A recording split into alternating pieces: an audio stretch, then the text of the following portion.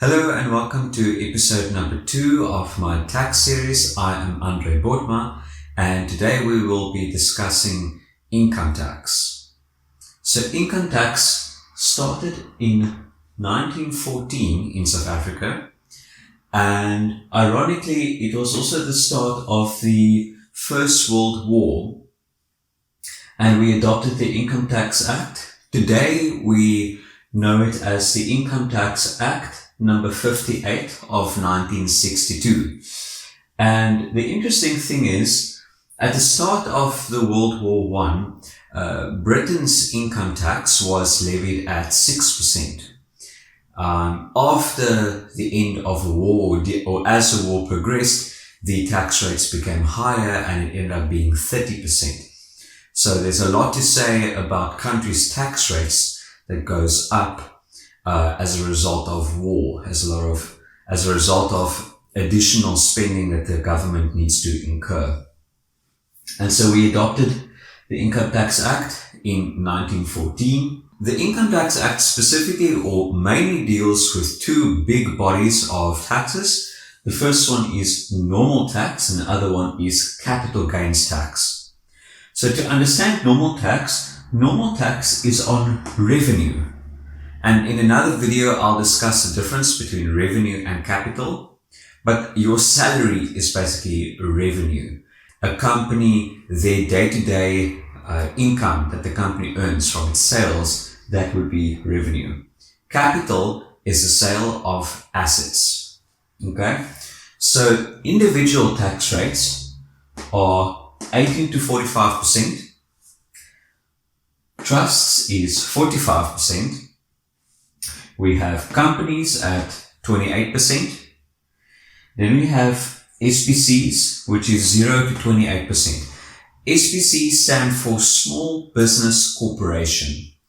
And there's some rules that has to do with small business corporations. Not all companies can be small business corporations, but all small business corporations are companies. I hope that makes sense. A 0 to 28% tax rate. The next tax rate we're going to look at is turnover tax, which is 0 to 3%. And turnover tax is a special rate for a company or individual that applies to be a turnover tax entity. This is also called a micro business entity. Okay, slightly different from small business corporations. So then we're going to look at capital gains tax. So why am I combining capital gains tax with normal tax? Well, it's very simple. When you file your tax return, individual trust or company tax return, you also declare your capital gains.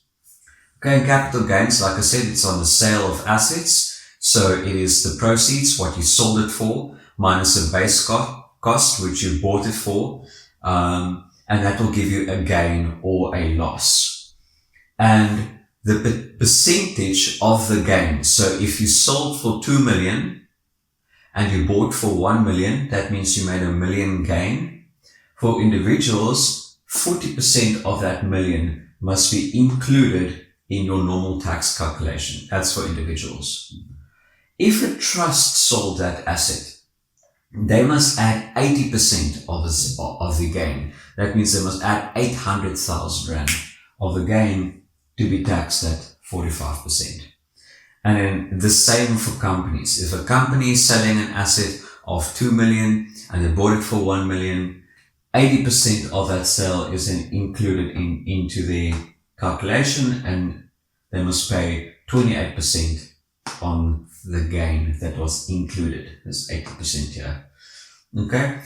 And lastly, so normal tax, although it says revenue here, it's actually calculated. The tax is calculated on the person or the entity's taxable income. And then you can see the tax rate is applied. So either 18 to 45%, 45%, 28%, or 0 to 28%. And then you get rebates. So rebates lowers the amount of tax. Individuals gets an annual rebate from SARS. Also a medical aid tax credit. That is also a rebate from SARS. And then you can work out your tax. If you've paid pay-as-you-earn or provisional tax, like I said in the last video, trusts pay provisional tax, companies also pay provisional tax, and that lowers the amount of tax that you have to pay to SARS eventually. So I had to re-record that last little bit. The amount of space on my cell phone ran out. So I was discussing the taxable income and how to work out finally the amount of tax that you are due to get from SARS or either to pay back to SARS. So whatever entity we are dealing with, it's either company, trust, or individual, you work out the taxable income, or SARS will work it out when you file your tax return. The percentage of tax will apply depending on what type of entity you are. That will give you an amount of tax. Then there's rebates available to individuals, the annual rebate, medical aid tax credits, foreign tax credits, things like that. And in that would be the tax due, but then also you calculate what taxes you've paid throughout the year. And it's either pay as you earn for individuals or provisional tax for companies and trusts and certain individuals. And then you work out finally, if you've paid too much tax, you'll get a refund. If you've paid too little tax, you'll have money due to SARS. And that is it. I hope that was helpful. That concludes episode number 2. Yeah, consider subscribing. I've also got a Patreon channel, which I'll link down below. Alright, cheers. See you next week.